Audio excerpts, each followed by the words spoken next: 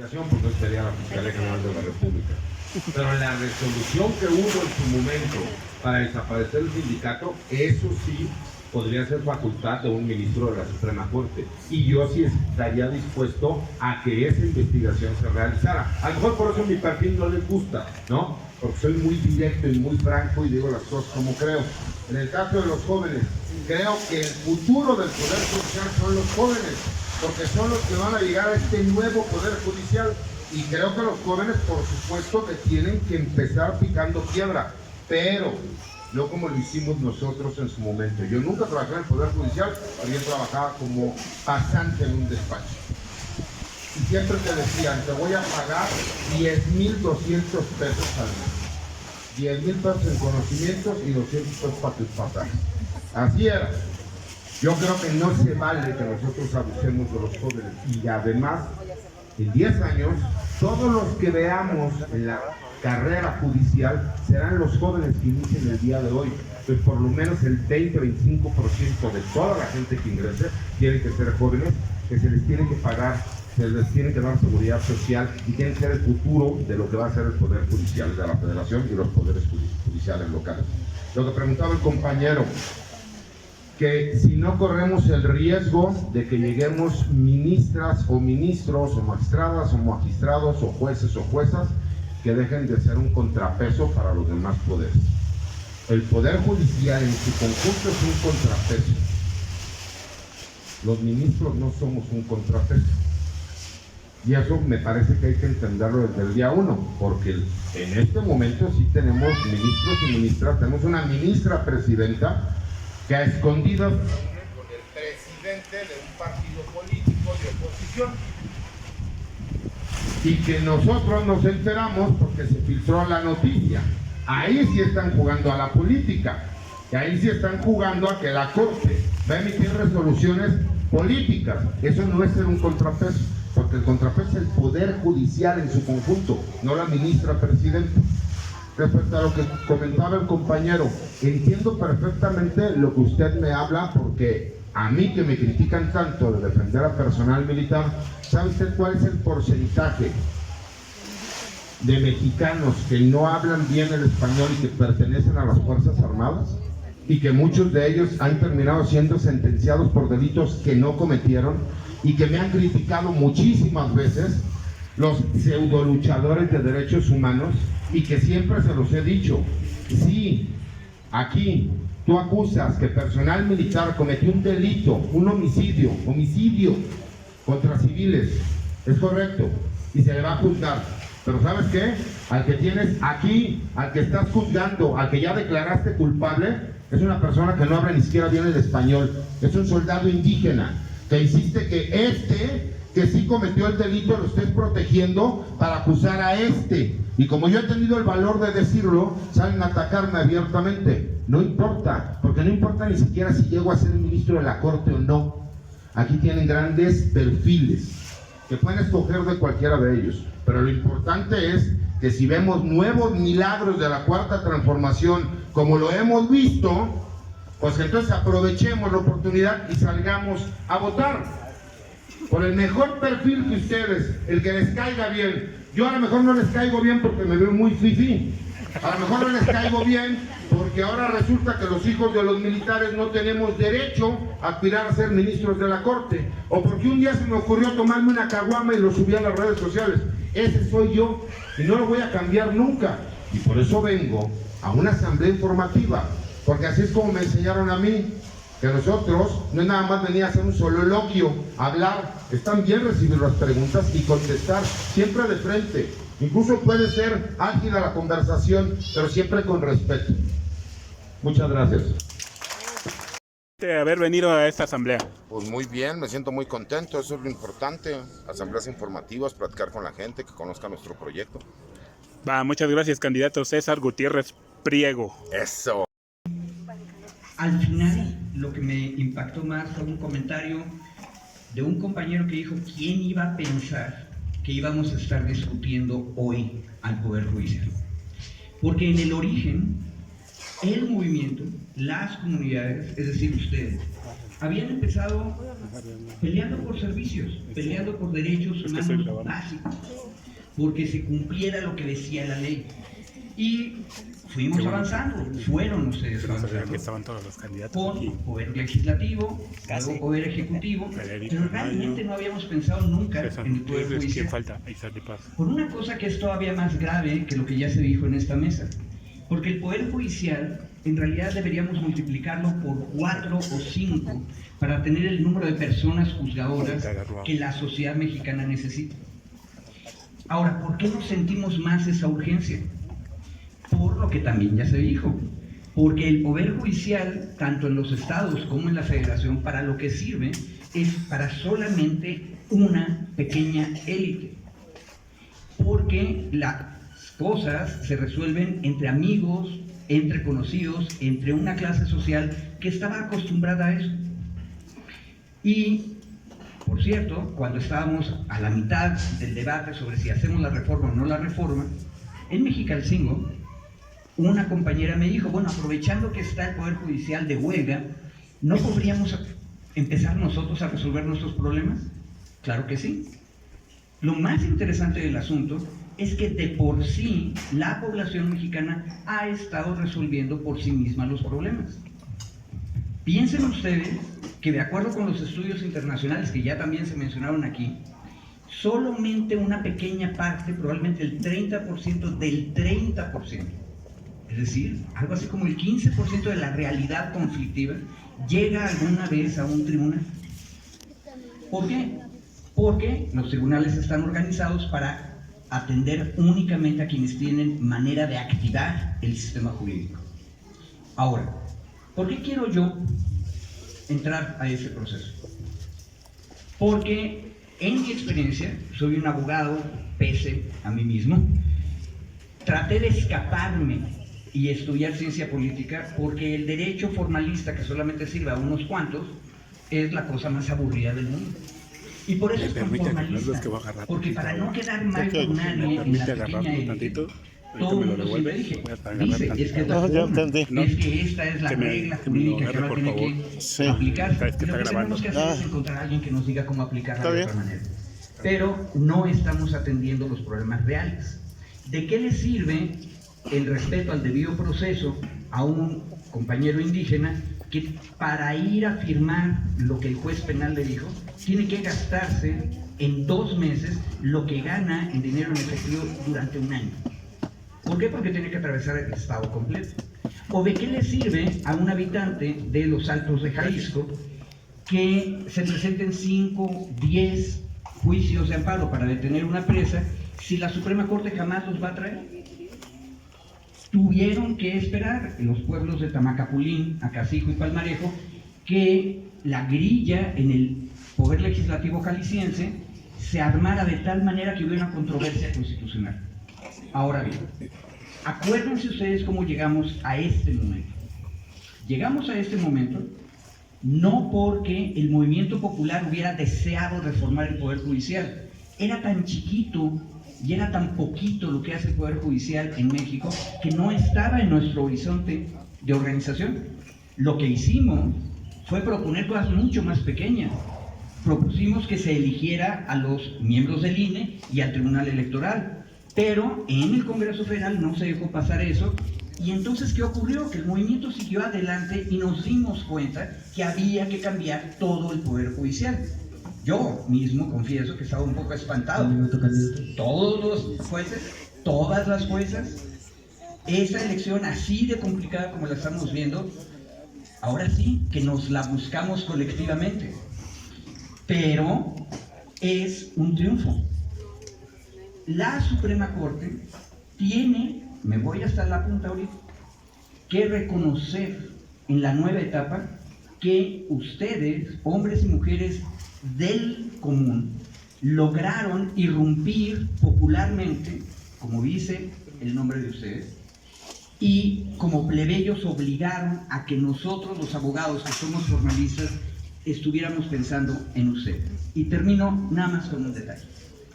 Es una lucha política, porque si no hay justicia, entonces no hay modo de seguir avanzando. Y Ojo, nos puede llegar a salir carísimo, pero ya que estemos ahí y estemos atendiendo cada vez más asuntos que les interesan a ustedes y a todas las organizaciones populares, seguramente encontraremos manera de financiar esos otros 5 jueces y juezas que nos faltan en todos los lados. Muchas gracias por haberme invitado. Y una cuestión, está complicado, pero piensen ustedes, como ese compañero en aquella reunión que les dije, ¿quién iba a decir que íbamos a estar discutiendo eso? ¿Quién iba a decir que íbamos a ganar todo lo que ya hemos ganado? Por supuesto que podemos seguir avanzando. Gracias.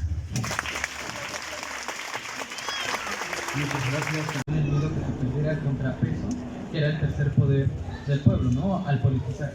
Mi pregunta es si tienen alguna propuesta para dar seguridad a las personas de que no se va a perder un contrapeso y que, contrario a eso, va a haber una mejora y confianza en este poder, que no va a ser captado por algún partido, por algún interés propio, o va a ser más de lo mismo como se vieron durante 65 años anteriormente. Esa es mi pregunta.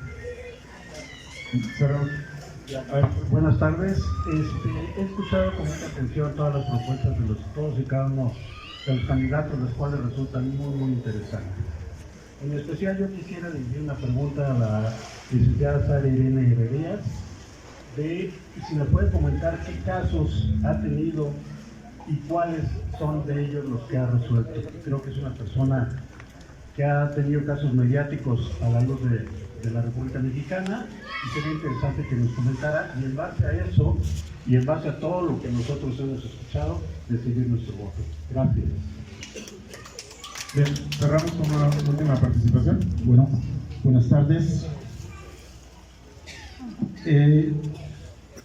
Respetando la intervención de todos y todas los candidatos para magistrados, ministros, jueces, también les quiero preguntar, como integrante de un pueblo indígena, hablante de una lengua indígena, que si estamos luchando pues para que haya un cambio, que verdaderamente venga ese cambio con ustedes, porque no se trata de que se quite unos y se ponga otros y sigamos igual, porque en la cuestión indígena apenas entró también en vigor con el presidente Obrador, y ahora los indígenas ya somos sujetos de derecho, pero aquí casi no oigo a mayores, o la gran mayoría, mencionar este tema. Entonces eso es lo que me preocupa, y por eso les digo pues que una sugerencia para que se ponga a revisar los artículos locales 57, 58, 59 del artículo local respecto al tema indígena, y al mismo 2 constitucional, lo más reciente, lo más caliente, para que haya una mejor justicia para los imputados y todo aquel que se encuentre en un proceso penal. Y no vamos a ir tan lejos para encontrar a un indígena, a un hablante, sino aquí en la Ciudad de México existe más de 55 lenguas que se habla en el país, que son en total 68. Entonces aquí habemos muchos indígenas, muchas lenguas, que necesitamos pues realmente una justicia, y por eso hoy me da gusto encontrarme con ustedes. Muchas gracias. Muy bien, muchísimas gracias por sus participaciones y comentarios. Pasamos a la respuesta por parte de los candidatos. Quien gusta responder, Cristian. Muy bien.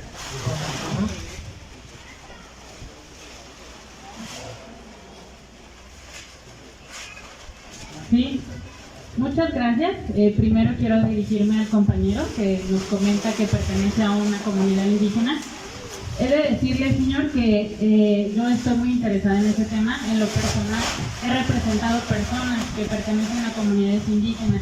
Evidentemente, cuando una persona que pertenece a estas comunidades es acusada de haber cometido un delito, lo primero que nosotros debemos verificar es que estén asistidos de un intérprete. Es importante el intérprete, que no es lo mismo que un traductor, hay que tener en cuenta esa diferencia, porque el traductor únicamente traslada de un idioma a otro, el intérprete no, el intérprete debe conocer las costumbres, debe conocer todo esto que la comunidad indígena se lleva a cabo. ¿Para qué? Para el momento de que la persona que es detenida tenga alguna intervención con el uso de la voz, el intérprete nos diga realmente cuál es la intención del uso de la voz. También es importante que nosotros conozcamos que estas lenguas indígenas son de determinadas regiones, pero además estas lenguas tienen variantes. Entonces el intérprete debe de ser de la región de donde es originaria la persona, para que esa variante sea respetada, porque entre una y otra variante hay muchísimas diferencias. Entonces, en lo personal, yo he representado personas de comunidades indígenas, he tenido la posibilidad incluso de anular juicios completos, porque basta que exista una autoadscripción, basta que una persona diga, yo pertenezco a una comunidad indígena, para que se le garanticen todos los derechos de las personas que pertenecen a estas comunidades, y que en caso de que no se hayan garantizado en el momento, todo el juicio se debe declarar nulo. ¿Por qué? Porque se les dejó en el total estado de indefensión. Entonces, al respecto, yo comulgo totalmente con su opinión. Es sumamente importante, no solo de las personas que pertenecen a comunidades indígenas, niños, niñas, adolescentes, personas en situación de calle, personas con discapacidad, todos los grupos vulnerables que existen deben de tener una aplicación de la ley diferenciada. Aunque todos aquí quisiéramos que la ley sea igual para todos, la realidad es que sí hay una aplicación diferenciada de acuerdo a las condiciones de cada uno de nosotros. Cada uno de nosotros tenemos condiciones distintas, y de acuerdo a ellas, la aplicación de la ley debe ser distinta. En ese sentido, yo agradezco el uso de la palabra, que nos dé la oportunidad de hacer ver esta cuestión que es tan importante para todos nosotros. Y bueno, paso el micrófono a otro de mis compañeros.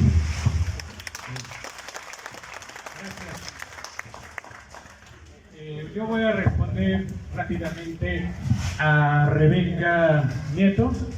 Me gusta mucho esa pregunta, y quiero decirles que Cristian Castro siempre ha traído la visión de que el Poder Judicial tiene que renovarse con juventudes, y claro ejemplo es un grupo de estudiantes que me acompañan y que siempre han estado. Yo fui 28 años trabajador de Compañía de Luz y Fuerza del Centro, en la cual FECAL, Felipe Calderón, de un plumazo nos mandó a la calle a todos.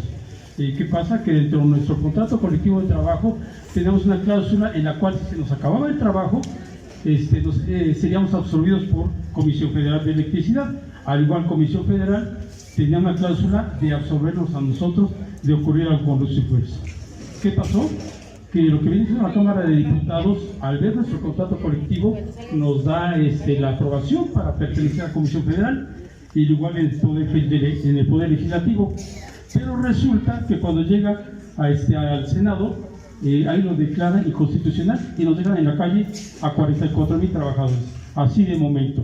Y ahorita seguimos penando con todo eso. Tenemos ahorita el huachicoleo eléctrico más grande de la historia. Miles de kilowatts que se están robando. ¿Quién? El secretario general, Esparza, que se dice secretario general, ese es puro. Él de un plumazo sacó a todos los que nos liquidamos en la primera etapa. Pero aquí lo triste es de que la corrupción termina en todos lados. Antes un secretario general duraba 2 años, ahora dura 5 años. ¿Por qué? Porque le dio la anuencia Luisa María Alcalde de Luján, que era secretaria de Trabajo, y entonces, digamos, la corrupción es un punto de muchas manos. La pregunta, el comentario de los candidatos, por favor. Bueno, la pregunta, no, si ya se la estoy haciendo, de hecho, se acaba de divertir. Ahora les quiero decir a ustedes, nosotros tenemos ya más de 10 años con una solicitud de investigación por enriquecimiento ilícito ante Martín Esparza. Además, también nos presentamos hace 2 semanas en el INDAVI, porque se entregaron 45 predios de la nación como dato, que es en donde él está haciendo unas criptomonedas. Entonces, mi pregunta, si quieren concretar, porque escuchamos a todos ustedes y queremos también muchos ser escuchados.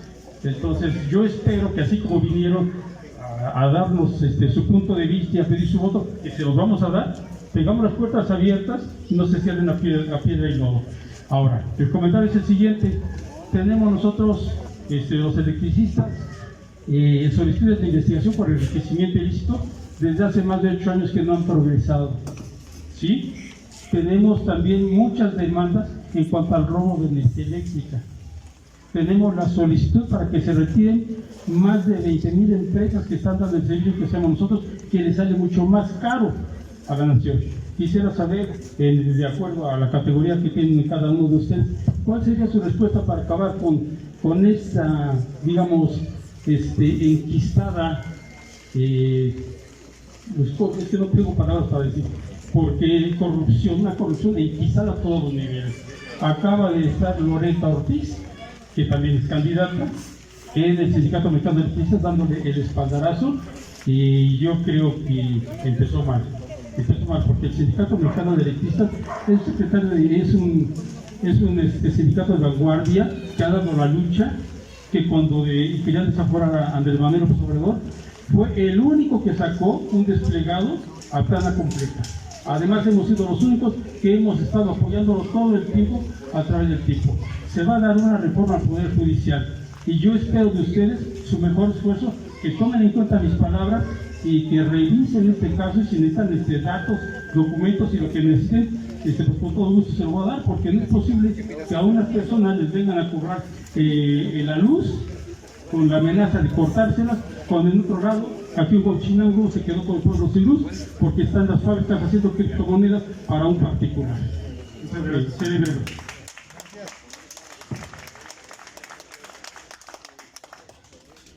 ¿Cómo? No. Muy buenas tardes. Bueno, yo no vengo de esta alcaldía, yo vengo de Ciudad Neza. Al candidato César Gutiérrez ya lo conozco. Mi pregunta es para el candidato Anaya. Preguntarle si está dispuesto a cobrarle los 60 millones de impuestos de lo que debe Salinas Pliego. Esa es mi pregunta. Pliego. Yo soy Pliego. R. No, sí. Pliego. Porque usted es Pliego con R. Si está dispuesto el candidato Federico Anaya a cobrarle a Salinas Pliego, el dueño de TV Azteca, que debe impuestos al pueblo de México. Esa es mi pregunta. Gracias. Muchísimas gracias. De este lado, por favor.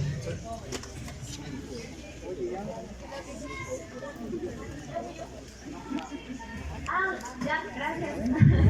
Creí que iban a responder. Escuché que muchos de ustedes comenzaron como en el puesto más bajo del Poder Judicial, sin seguridad social, sin prestaciones, etcétera. Entonces yo quisiera saber si alguno de ustedes tiene alguna propuesta para abrir las puertas del Poder Judicial a juventudes preparadas y que esta realidad que ustedes también pasaron, pues cambie. Gracias. Muy bien. Cerramos con tres participaciones más para que los candidatos puedan responder. Gracias. Buenas tardes. Bueno, voy a dar mi pregunta rapidísimo. Mi pregunta es la siguiente. Con esto de la reforma del Poder Judicial, la mayoría de nosotros como jóvenes y muchas personas tenían el miedo que se perdiera el contrapeso, que era el tercer poder del pueblo, ¿no? Al politizar. Mi pregunta es si tienen alguna propuesta para dar seguridad a las personas de que no se va a perder un contrapeso y que, contrario a eso, va a haber una mejora y confianza en este poder, que no va a ser captado por algún partido, por algún interés propio, o va a ser más de lo mismo como se vieron durante 65 años anteriormente. Esa es mi pregunta. Buenas tardes. He escuchado con mucha atención todas las propuestas de todos y cada uno de los candidatos, las cuales resultan muy interesantes. En especial yo que trae algunas alas de la derecha, pues está cayendo, porque a ver, si hubiera un partido político, hablando de uno que se encuentra en el poder, quererse hacer de la corte, hubiera sido tan sencillo como dejar pasar los meses para que los ministros que se encuentran se fueran. Lo que hizo Cedillo. Y entonces, ¿qué hacer? Pues ocupar una mayoría, mandar una propuesta, ocupar una mayoría y planchar la corte. Hubiera sido bien fácil, pero no. Se dio una reforma para que nosotros, todos, ciudadanos candidatos, porque también votamos, y ciudadanos, pueblo, todos nosotros, votáramos a los ministros y a las ministras de la Suprema Corte, que nos diéramos el tribunal tan importante que es el de disciplina judicial, que va a sancionar a todos los que se encuentran al interior del Poder Judicial. Fíjense lo importante, por eso hay que quitar y hay que dejar de lado esa discursiva y no nos dejemos engañar con este tema. Hoy tienen un derecho que nunca habíamos tenido, nunca en la vida, nunca, que es elegir al Poder Judicial. Oye, ¿y cómo lo evitan? Votando. Esos llamados al no voto, a las personas que dicen no salgan a votar, porque entonces, no es cierto, compañeras y compañeros, quieren evitar que un interés se enquiste en el Poder Judicial, voten, infórmense, conozcan a las candidatas, conozcan a los candidatos, hagamos nuestra chamba desde el territorio, en la ciudadanía, al compañero que vean con el volante y que a lo mejor luego somos medio tímidos porque nunca hemos podido salir a hablar antes con la gente, pues a ese háganle caso, escúchenlo porque está haciendo su chamba. A lo mejor salió de la oficina del Poder Judicial y hoy no le cuesta trabajo, pues es normal. A ver, perder el miedo al público es normal. Entonces, háganle caso, a ver, escúchenlo, a ver qué necesitas, a ver, compa, explícame, qué propones, qué haces, quién eres, qué estudiaste. Y si lo ven idóneo, voten por él o por ella, porque hay muchas mujeres también muy valiosas. Acuérdense de esa. Muchas gracias.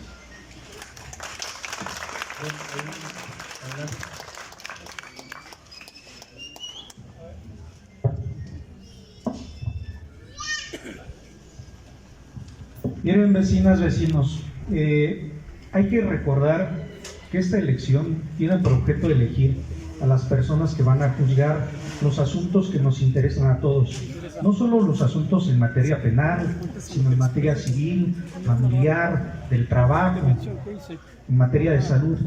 En el caso particular de la Corte, fíjense, les voy a decir algo, un dato muy importante, y hay que partir de algo. Mucho se ha dicho que con este proceso se está politizando, se está partidizando. Hay que distinguir entre política y partidismo. Lo que sí efectivamente se está generando es un activismo de carácter político, porque las y los ciudadanos estamos empezando a tomar y a formar parte de las decisiones fundamentales del Estado mexicano.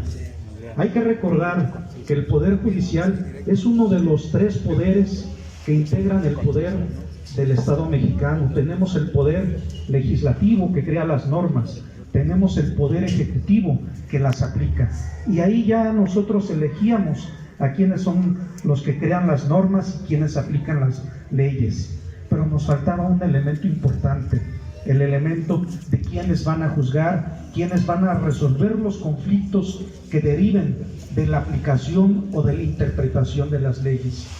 Y precisamente hay que retomar algo. Mucho se ha dicho que la Corte tiene que ser el obstáculo, la valla, el dique a los otros 3 poderes. Fíjense, no hay que perder de vista que la Corte, en el caso particular, y todas y todos los integrantes del Poder Judicial, sea federal o local, son los guardianes del Estado de Derecho. Y hoy el Estado de Derecho está conformado por unas normas de carácter constitucional que son de carácter progresista. Fíjense, recordemos las reformas en materia constitucional, en materia de igualdad sustantiva, de reconocimiento de los pueblos, de los derechos indígenas, de los pueblos indígenas y de los pueblos afrodescendientes y afromexicanos. Estas son las leyes positivas vigentes y esas son las leyes que tiene hoy que respaldar el Poder Judicial. No hay que perder de vista que desafortunadamente durante mucho tiempo la Corte hizo política, cuando decían que lo único que importaba era la ley. Tenemos casos muy claros, el desafuero del jefe de gobierno Andrés Manuel López Obrador. No se decidió el desafuero en un juicio, se decidió en una cena entre el expresidente de la Suprema Corte de Justicia y el presidente de la República. Recordemos la reunión para tirar el plan B por parte del presidente Recordemos esas reuniones entre la presidenta de la Corte y los presidentes de los partidos políticos del PRI y del PAN. No nos engañemos, hacen política. La gran diferencia es que ellos hacían política partidista. Aquí lo que nosotros estamos es politizando a la ciudadanía, poniendo en el centro de las decisiones y particularmente de la justicia a las personas, porque la justicia no es un asunto de pocas personas, no es un asunto de unos privilegiados, no es un asunto de solo los abogados y las abogadas, porque la justicia es un derecho humano y los derechos humanos son para todas y para todos, sean abogadas, sean abogados o no lo sean. Entonces, partamos de esa circunstancia. Es necesario que nosotros consideremos que ahora los guardianes del Estado de Derecho, del Estado de Justicia, serán los integrantes de la Corte, y todas aquellas autoridades que no estén a favor de la igualdad sustantiva, del reconocimiento de los pueblos y de los derechos indígenas, que no estén de acuerdo con los derechos de los pueblos afrodescendientes o afromexicanos, entonces ellos sí tendrán que ser sancionados y se les tendrá que obligar a que respeten esos derechos humanos. Esa es la función de la Corte. La función de la Corte no es hacer política partidista. La función de la Corte en este momento es defender. Podemos apoyar a estas juventudes preparadas para ingresar al Poder Judicial de la Federación. Incluso les platico que en la semana fui objeto de ciertas críticas. Una página sensacionalista me puso, luego en mi red, si tú también tienes, dijo que yo había dicho que quería legislar siendo que no contaba con esas facultades. Se dieron a la tarea de revisar el Conóceles y ver mis propuestas y le dieron una interpretación completamente ajena a lo que yo dije. ¿Qué fue lo que yo dije? Bueno, les platico, yo soy la encargada de ver las cuestiones del servicio social y prácticas profesionales en el juzgado. ¿Qué es lo que yo veo? Que hay mucha burocracia, que traen a los pobres niños de arriba para abajo, lleva esto, lleva el otro, lleva aquello. Tengo ahorita una de mis alumnas que lleva un mes queriendo entrar a hacer sus prácticas en el juzgado con la anuencia del juez y todavía no puede ingresar. ¿Por qué? Pues por puros temas de burocracia. Entonces eso es lo que yo pretendo. Agilizar que esta cuestión administrativa se pueda arreglar para que todos los niños que quieran y jóvenes que quieran venir a trabajar al Poder Judicial, que necesitamos muchas manos, puedan ingresar. Yo no sé en qué forma les puede perjudicar a otras personas que los jóvenes puedan ingresar al Poder Judicial, porque así fue como yo y muchos de mis compañeros que están aquí sentados ingresamos al Poder Judicial. Entonces es muy importante que los que estemos aquí impulsemos a los jóvenes y les abramos las puertas, así como en alguna ocasión a nosotros nos dieron la oportunidad de entrar.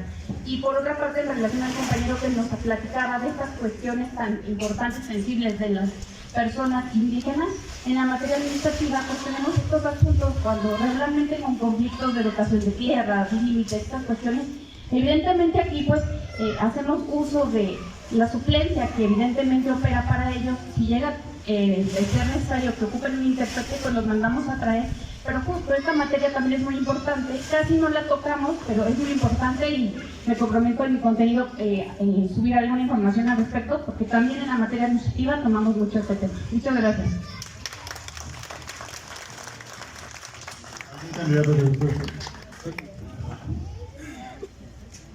¿Bueno? ¿Sí?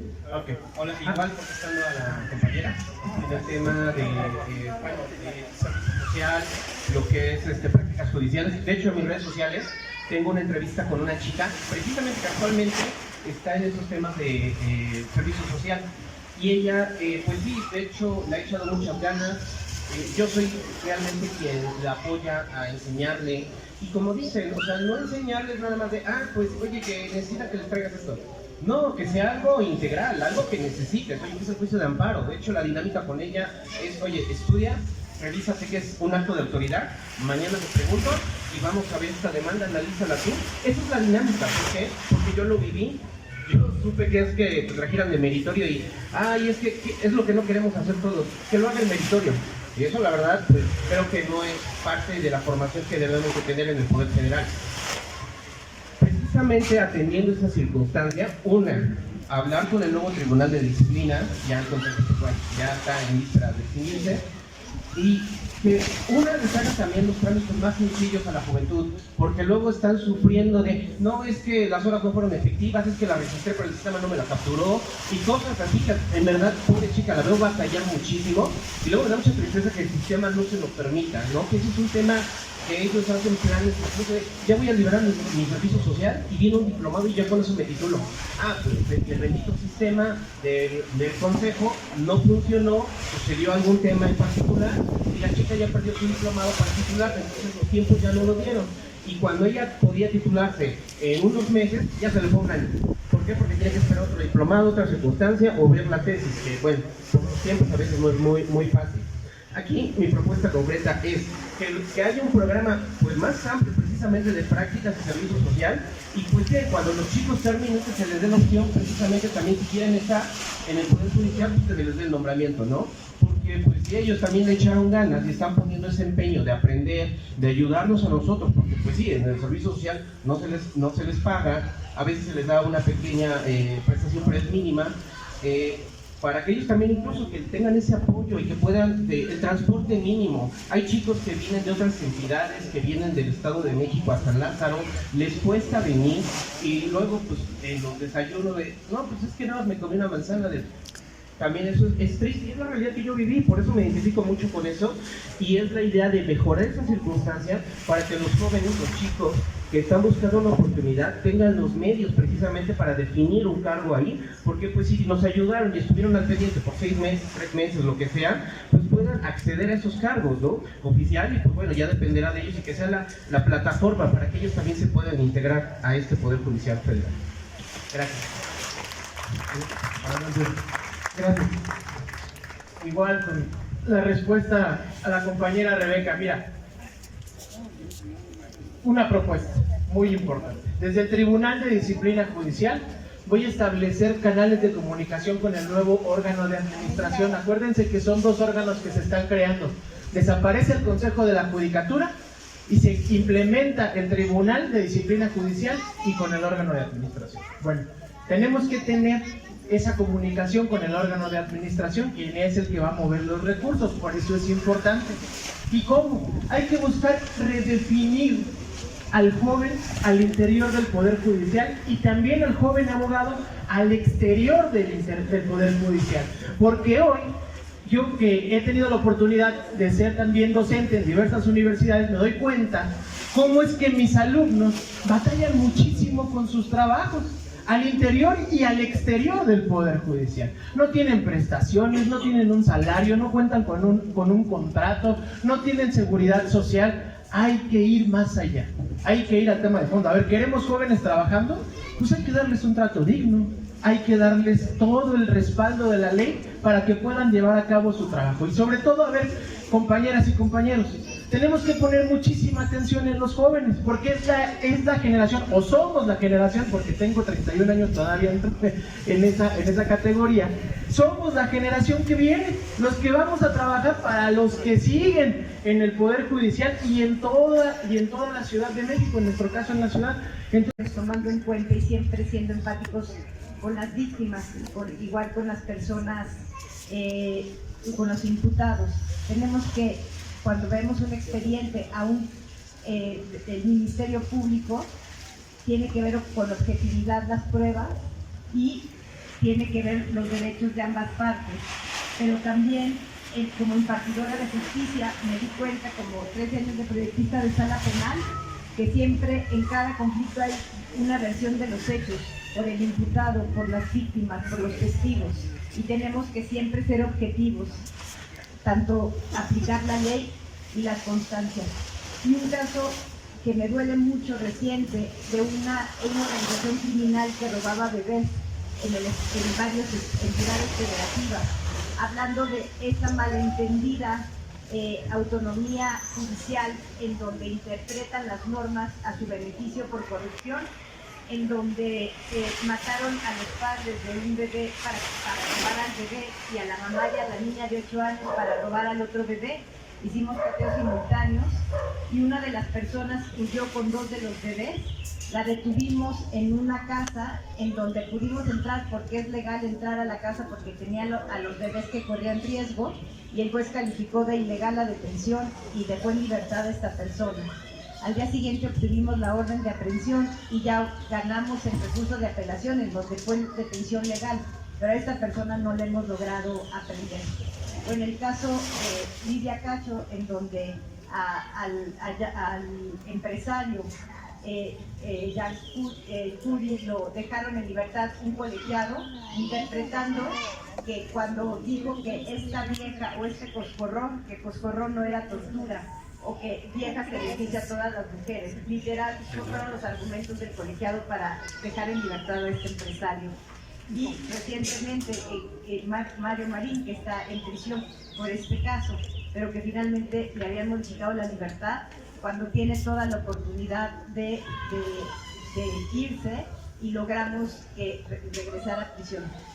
Lo que quiero decir es que siempre, en toda mi experiencia, lo que quiero justo llevar a la Corte con el número 16 para hacer una justicia humana, empática y cercana a la gente y darles resultados. Gracias.